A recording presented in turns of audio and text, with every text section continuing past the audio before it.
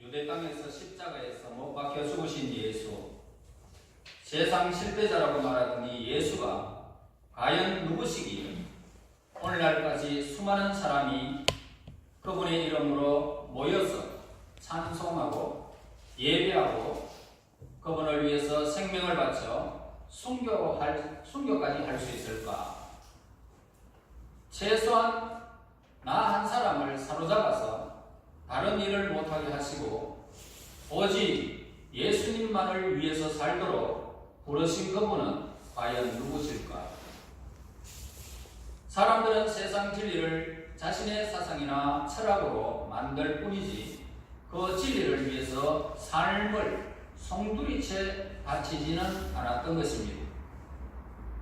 그런데 2000여 년 전에 무덤에서 부활하신 예수님의 이 진리를 위해서 목숨마저 이렇게 버리는 일이 일어나는 이유가 뭘까?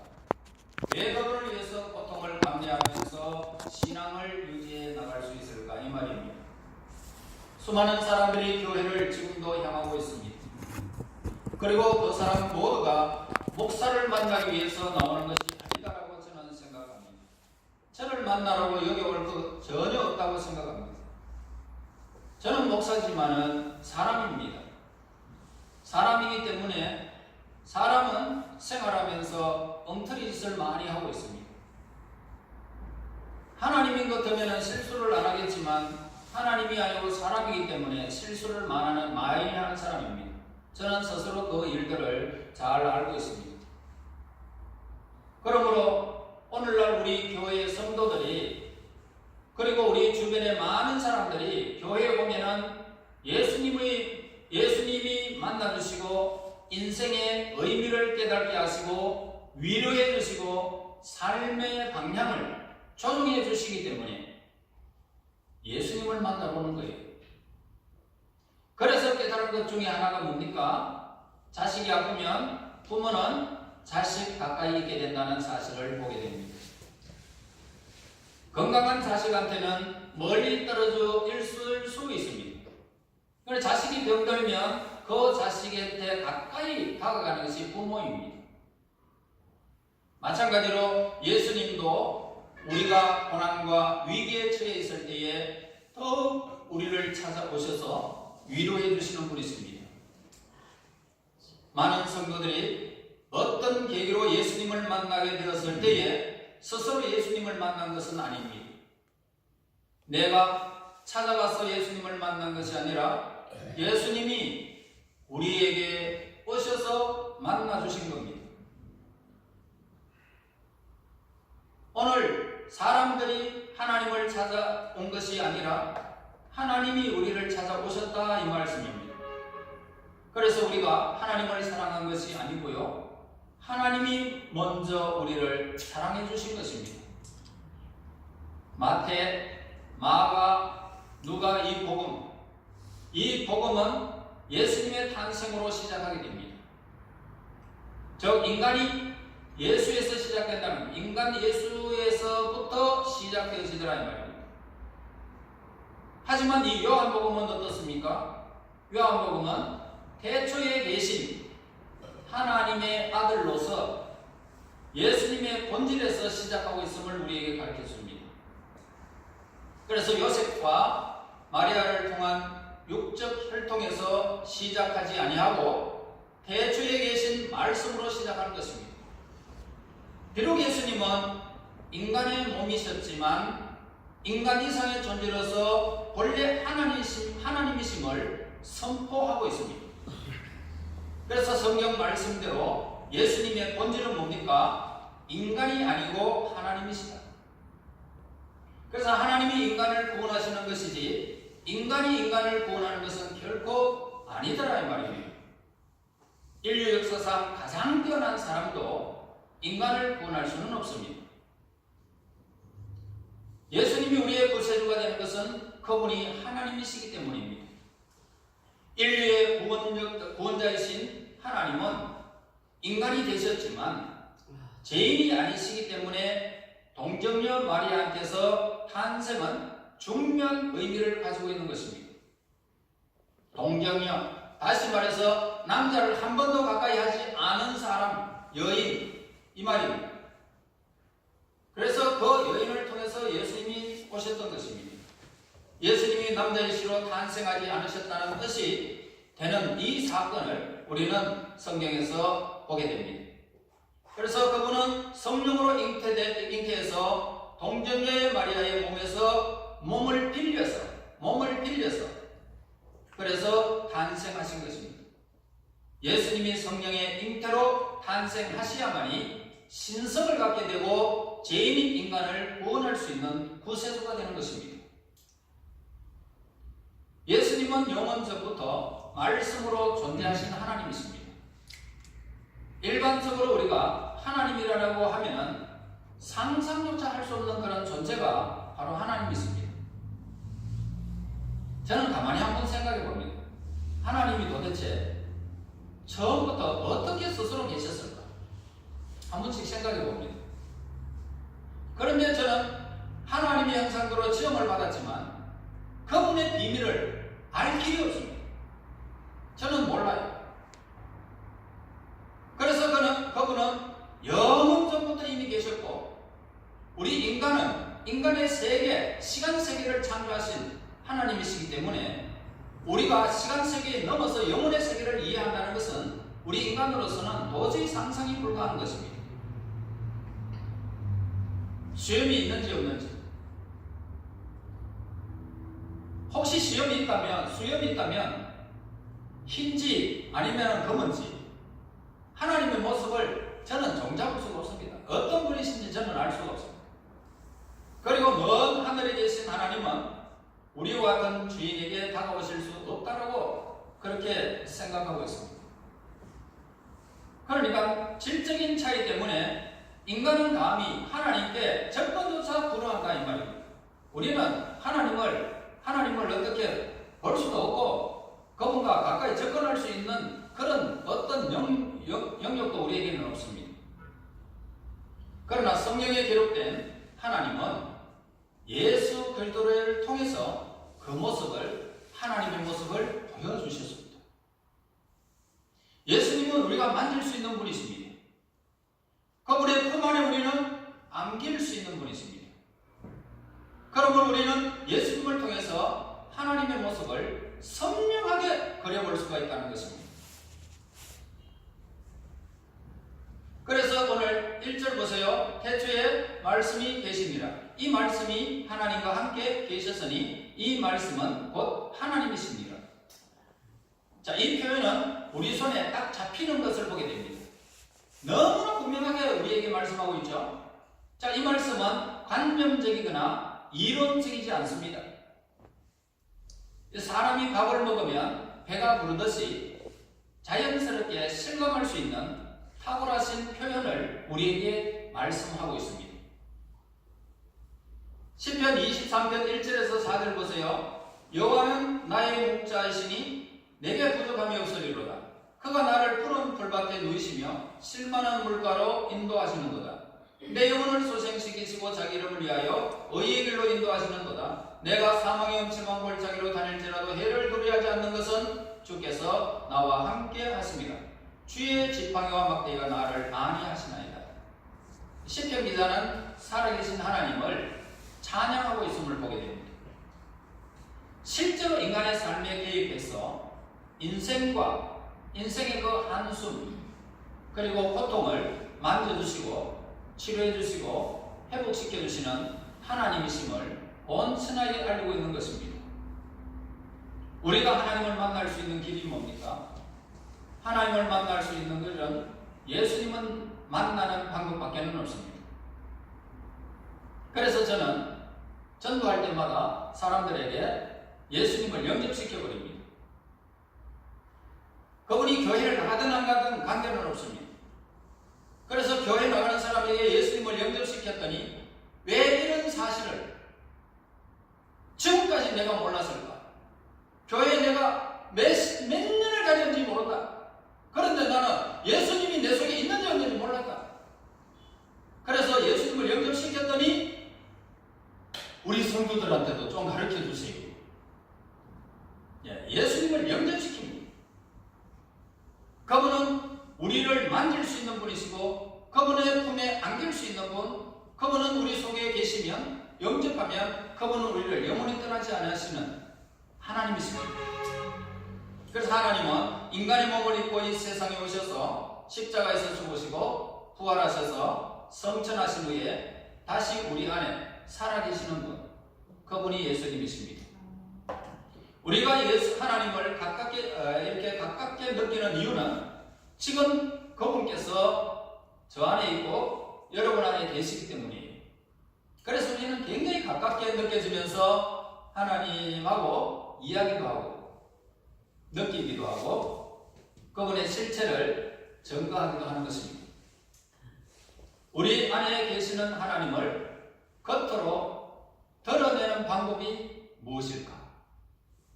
그것은 바로 여러분들의 마음에 담은 그 고백을 입술로 하나님을 찬양할 때, 그리고 기도할 때 하나님을 드러내는 방법인 것입니다.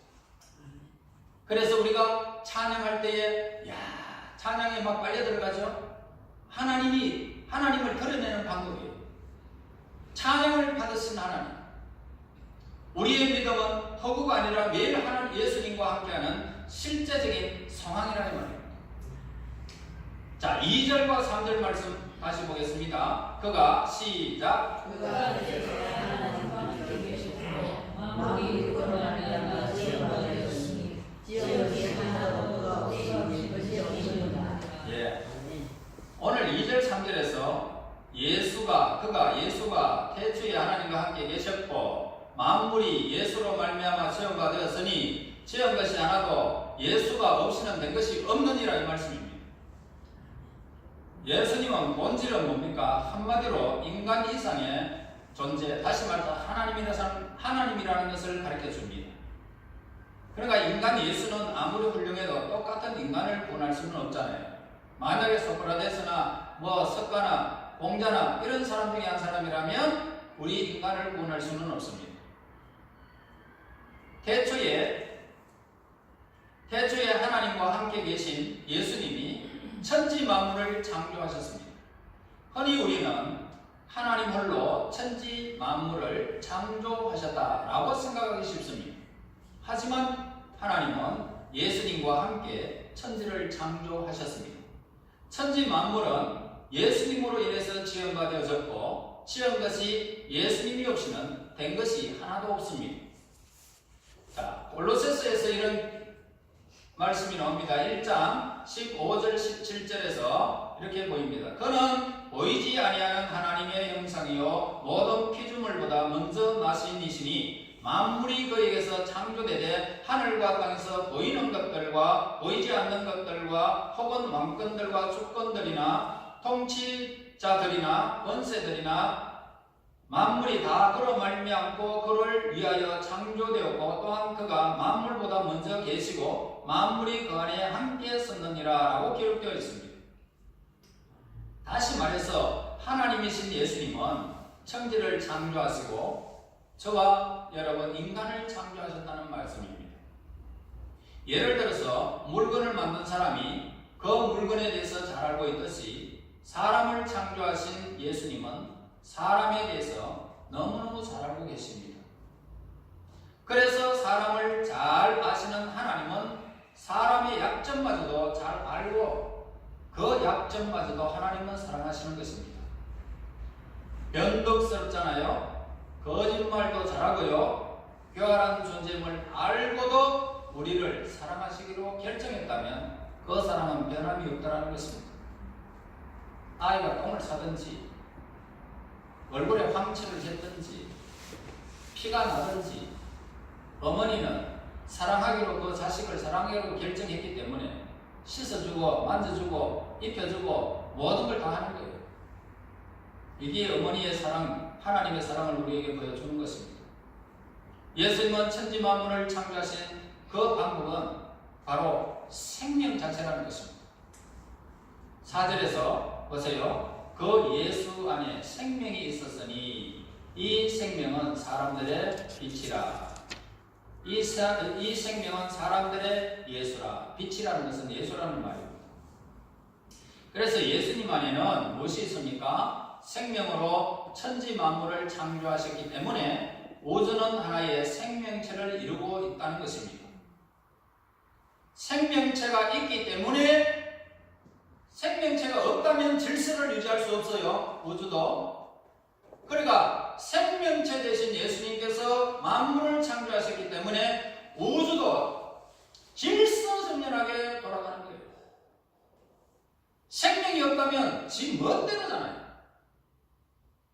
생명이 있기 때문에 우리는 피가 그냥 생명체가 피가 흐르기 때문에 우리의 얼굴이 우리의 삶의 행동이 다 동일한 거예요. 자다가 일어나고 먹고 배고프면 먹고 이 생명이 있기 때문에 자꾸 우리가 우리의 삶을 유지해가고 그 질서를 회복해가는 것입니다.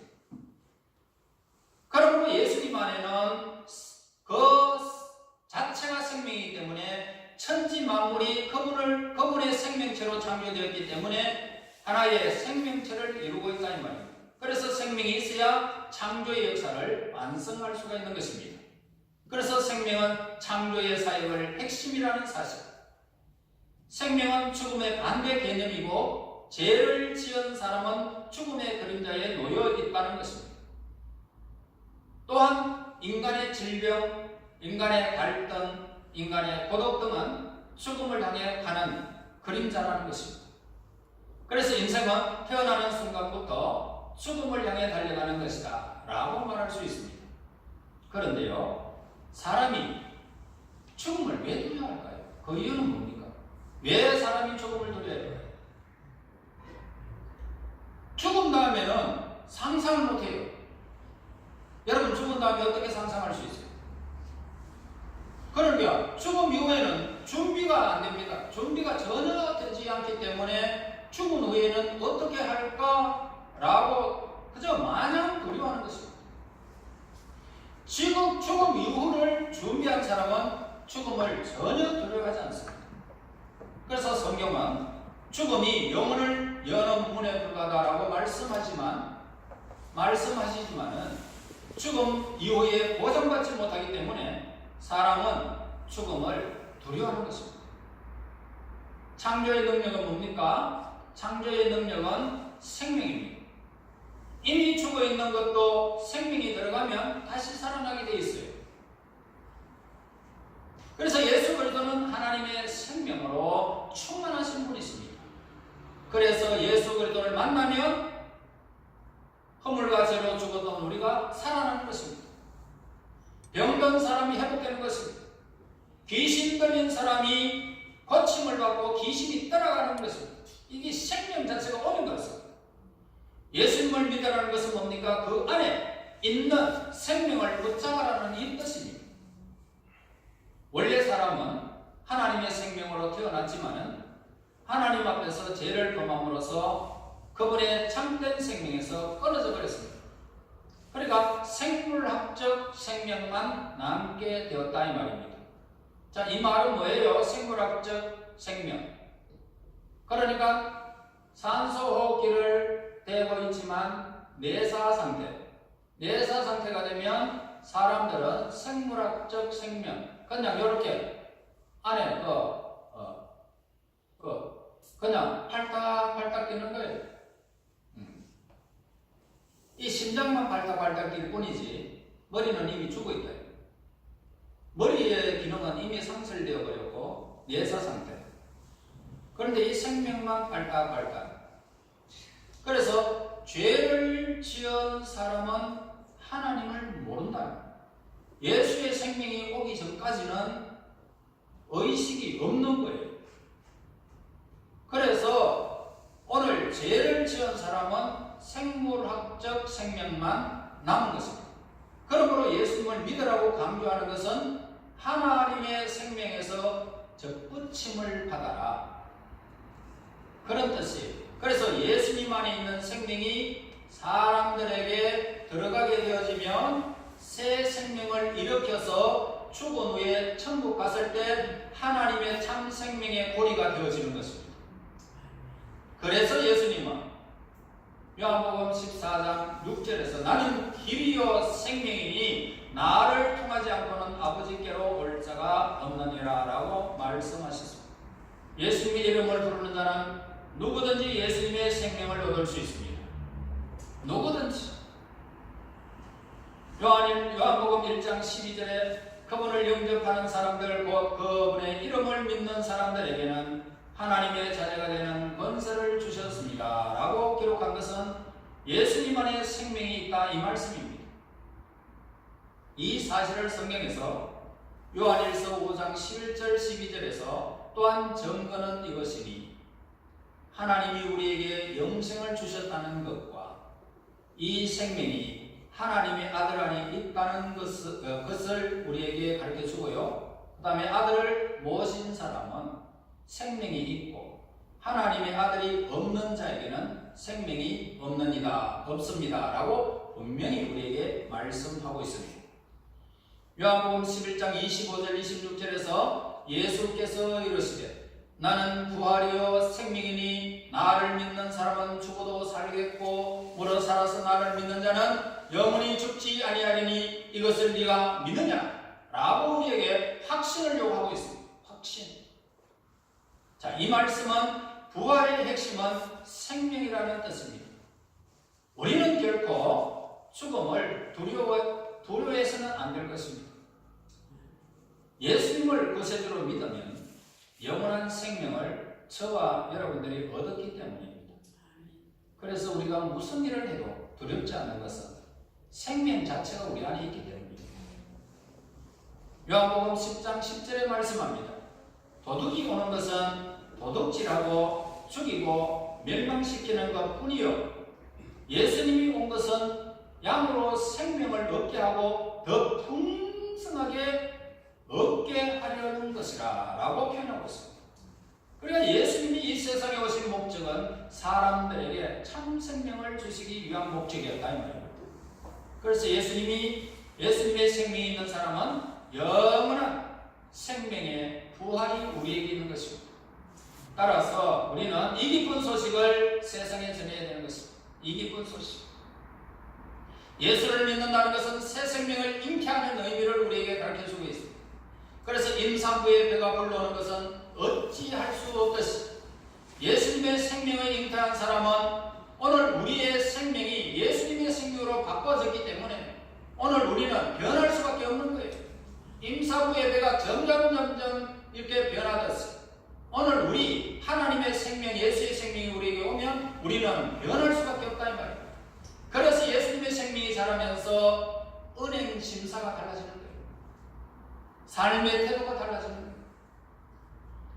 오늘 예수님을 믿었다고 내일 당장 모든 것이 변하는 것은 아니지만 이미 그 변화는 시작되어졌다라고 말할 수 있는 것입니다. 생명의 특징이 뭡니까? 지속적으로 성장하면서 열매를 맺어서 다른 사람들에게 나눠주시는 것입니다. 여러분, 예수님의 생명이 들어오면 하나님과 교회와 사람들을 저절로 좋아할 수밖에 없어요. 여러분, 교회를 사랑하는 것은 당연한 거예요. 이것이 바로 뭡니까? 변화예요. 변화. 그리고 예수님의 생명이 자라난다는 증거예요. 교회를 등한시하고 교회 오는 것이 세상 생활하는 것보다 즐겁지 않으면 생명이 자라는 증거가 아닌 거예요.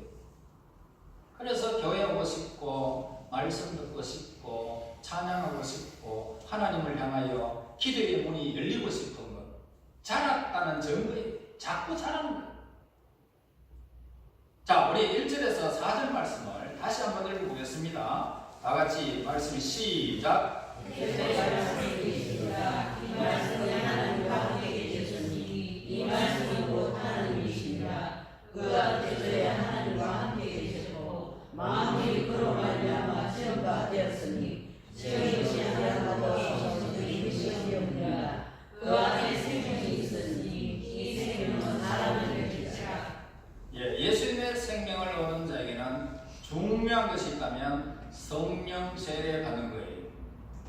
다시 말해서 성령의 인치심을 받는 겁니다. 예수님이 성천하시기 전 제자들에게 아버지께 약속하신 성령을 받기 전에는 예루살렘을 떠나지 말 것을 당부하셨습니다. 그래서 사도행전 1장 5절에 보면은 요한은 물로 세례를 베풀었으나 너희는 맨날이 못되어 성령으로 세례를 받으리라 그렇게 말씀하셨습니다. 성령은 성령에 대해서 받아라, 무시하지 말라, 성령의 충만함을 받아라, 그분을 기다려라, 여러 가지 표현을 하고 있습니다. 사람이 예수님 안에 있는 이 생명의 접붙임을 받으려면 예수님의 이름을 믿고 그분을 구세주로 마음에 영접해야 하는 것입니다. 사람이 예수님을 믿는 그 자체가 성령의 역사로 이루어지는 것입니다. 세상 사람들이 이해하지 못하는 것은 2000여 년 전에 유대에서 죽은 한 청년의 이름을 믿으면 천국 간다는 사실입니다. 상식적으로 생각해도 도저히 이해가 되지 않는 그런 이야기라는 것입니다. 하지만 우리는 그 말씀에 대한 확실한 믿음을 우리는 가지고 있습니다. 왜냐하면 예수님의 생명이 우리 안에서 지금 우리는 믿었고 그분이 우리에게 오셔서 지금 그 생명이 성령 안에서 자라나고 있기 때문에 믿는 것입니다. 예수님의 생명을 받은 우리는 성령의 임재도 믿습니다. 그리고 성령의 충만함을 받기 위해서 우리는 기도해야 하는 것입니다.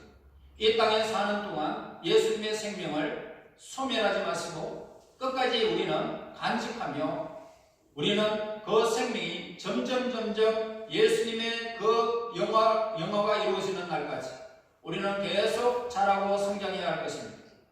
성령 충만을 유지하는 것은 전적으로 개인의 책임입니다. 인간은 약한 질그릇과 같은 존재이기 때문에 우리는 매일 성경을 읽으면서 말씀의 꼴을 먹으면서 그 말씀의 역사하는 성령의 인도를 늘 받아야 하는 것입니다. 이것이 성령의 충만을 받는 비결임을 말씀해 주시고요. 그 다음에 우리가 그 충만을 위해서 기도해야 하는 것입니다. 예수님 안에 있는 이 생명은 사람들의 빛입니다. 여러분, 이 생명이 여러분들에게 오면 여러분들의 얼굴에 빛이 나타나게 될 것이고 손대하는 일에 하나님께서 복을 내려주시는 정도를 여러분들이 누리게 될 것이고 그리고 이 땅에 수많은 사람들이 고통과 범인 속에 사로잡힐지라도 우리의 얼굴은 생명 있는 사람과 죽은 자의 시체와는 전혀 다르다는 것입니다. 그러므로 오늘 우리가 이 땅에서 살아가는 날 동안 성령의 충만함을 받아서 세상 사람들에게 빛으로 우리가 활용되기를 하나님은 원하고 있습니다. 그리고 이 빛은 예수님의 생명이 잉태된 자들에게만 밝게 빛이 난다는 것입니다. 이 어두워진 세상에서 모든 사람에게 이 빛을 밝혀서 어둠의 세력들이 물러가고 새로운 광명이 여러분 주위, 여러분 가정에 되찾아야 하는 것입니다. 이 예수님의 생명이 참된 생명입니다. 이 생명으로 우리 모두가 다시 거듭나게 되어졌고 태어났고 이제는 점점 자라면서 하나님의 충만한 구원의 생명으로서 성령의 충만한 열매를 맺어가고 있습니다. 여러분, 오늘 여러분들이 이제 하나님 갈라디아서에 약속한 그 성령의 9가지 은사가 그 열매가 주렁주렁 맺으면서 점점 여러분들은 그 열매를 많은 사람들에게 나눠줄 수 있는 하나님의 사람이 된 것입니다. 앞으로도 오늘 우리는 하나님의 충만한 구원의 생명으로 성령의 충만한 열매를 맺어 많은 사람들에게 나누어주고 하나님께 영광 되어지는 여러분의 생애가 되시기를 예수 이름으로 축원합니다. 하나님 은혜 감사합니다. 찬양과 경배를 드립니다. 이 세상 어두워진 세상 속에 하나님이 우리의 빛을 밝혀주셔서 어둠의 세력을 물러가게 하시고 광명의 은총을 우리에게 허락하심을 감사합니다. 예수님의 생명 참된 생명이 우리에게 임재하여 주셔서 진정 자라나게 하시고 하나님의 충만한 구원의 생명으로 성령의 충만한 열매를 맺어 하나님께 영광되게 인도하여 주시옵소서. 예수님 이름으로 기도하옵나이다. 아멘.